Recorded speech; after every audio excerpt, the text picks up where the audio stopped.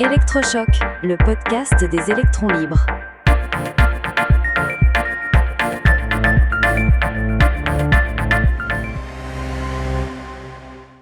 Cette lumière invisible qui pourrait tuer l'hantavirus avant qu'il ne vous tue.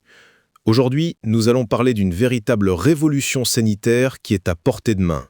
Bonjour Céleste. Bonjour Max, et oui, c'est un sujet fascinant, surtout quand on regarde les événements récents avec le virus Andes. C'est la seule souche d'hantavirus connue qui se transmet d'humain à humain. Et les chiffres font froid dans le dos. Une mortalité brute de 30 à 40%. Exactement. Pas de traitement spécifique, pas de vaccin homologué, juste des soins de support. Et avec une incubation qui peut atteindre 6 semaines, chaque contact devient une bombe à retardement épidémiologique. On l'a bien vu avec ce navire de croisière, le MV Andus, parti d'Argentine.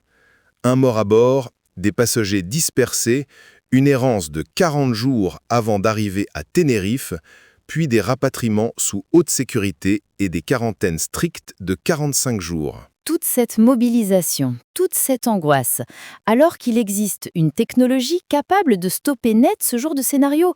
C'est là que notre expertise entre en jeu. Imaginez une technologie capable d'inactiver n'importe quel pathogène dans l'air, que ce soit un virus, une bactérie ou une spore, en une fraction de seconde, sans distinction d'espèce. Et surtout, sans se soucier de la résistance aux antibiotiques ou de la capacité du virus à échapper au vaccin. Cette technologie, c'est le phare UVC, de la lumière ultraviolette émise à 222 nanomètres. C'est brillant de simplicité.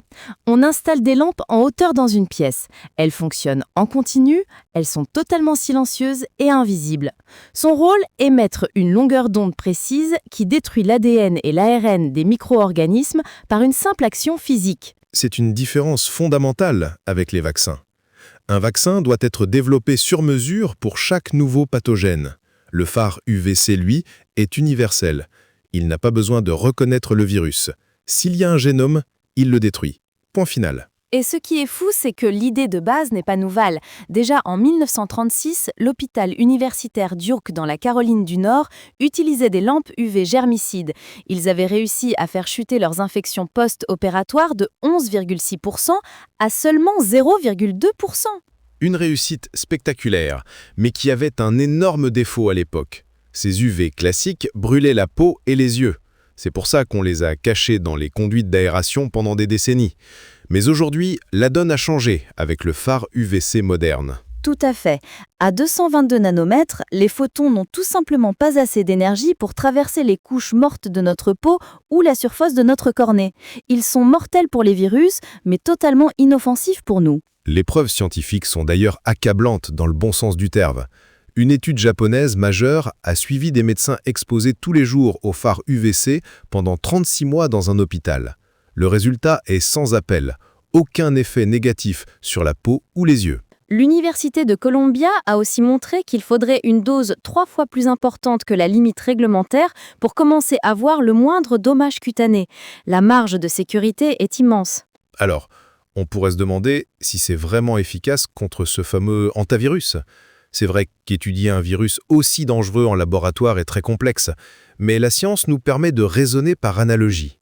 L'hantavirus Andes est un virus enveloppé, avec une membrane lipidique qui le rend extrêmement vulnérable aux UV. Exactement. Une étude de l'université de Yale a prouvé que le phare UVC inactive 99,9% du virus responsable du Covid en quelques secondes, avant même que l'aérosol infectieux n'atteigne la personne à côté de vous. Et d'autres travaux ont confirmé cette efficacité sur tous les types de génomes viraux existants. L'hantavirus ne fait pas exception. C'est là que le bât blesse. Nous avons une technologie sûre, efficace et universelle. Mais si vous regardez autour de vous, rien. Pas un hôpital, pas une école, pas un aéroport ou un restaurant n'est équipé en France. Pourquoi un tel blocage ? C'est un problème de normes et de standards. Il existe bien des standards internationaux, mais ils ont une limite majeure. Ils ne permettent pas encore de prédire avec certitude l'efficacité d'une lampe dans un vrai bâtiment en se basant uniquement sur les tests en laboratoire. C'est le fameux fossé scientifique. Les acheteurs institutionnels sont paralysés. Sans méthode de test robuste sur le terrain, il n'y a pas de label de confiance, les prix restent élevés, les études à grande échelle ne sont pas financées et les autorités attendent. C'est un cercle vicieux. Pourtant, l'argument économique devrait suffire à tout débloquer. Des chercheurs suisses ont calculé qu'équiper un simple bureau de 100 mètres carrés générerait des bénéfices allant de 39 000 à plus de 3 millions d'euros selon la gravité d'une pandémie. Imaginez un instant si nous avions eu cette infrastructure avant 2020. Pas de confinement, pas de couvre-feu, juste une lumière invisible qui purifie l'air en permanence. J'aime beaucoup l'analogie avec l'eau potable. Oui, c'est exactement la même logique. Au début du XXe siècle, on a commencé à mettre du chlore dans l'eau pour éradiquer le typhus et le choléra. Aujourd'hui, personne ne remet en question le traitement de l'eau. Le phare UVC, c'est tout simplement le chlore de l'air intérieur. Le premier pays qui aura le courage de certifier et de déployer cette technologie écrira l'histoire. Il faut que nos institutions de santé s'en emparent. Il faut lancer des projets pilotes dans les écoles et dans les maisons de retraite. La France a toutes les cartes en main. La recherche, les institutions, l'influence européenne, nous pourrions créer le standard de demain et l'exporter dans le monde entier. C'est un message d'espoir formidable. Même si l'alerte sur l'hantavirus finit par retomber, n'oublions pas que la grippe touche 1 milliard de personnes chaque année, que la tuberculose fait toujours des ravages. Le phare UVC détruit tous ces ennemis que nous connaissons et ceux que nous ne connaissons pas encore. C'est la différence fondamentale entre subir et anticiper. Nous avons la solution depuis près d'un siècle. Elle est sûre et elle fonctionne. L'avenir de la santé publique est littéralement lumineux. Il ne tient qu'à nous d'allumer l'interrupteur. Merci Céleste pour cet échange passionnant et merci à vous de nous avoir écoutés.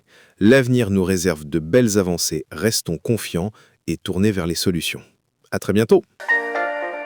Soutenez les électrons libres. Abonnez-vous sur lel.media.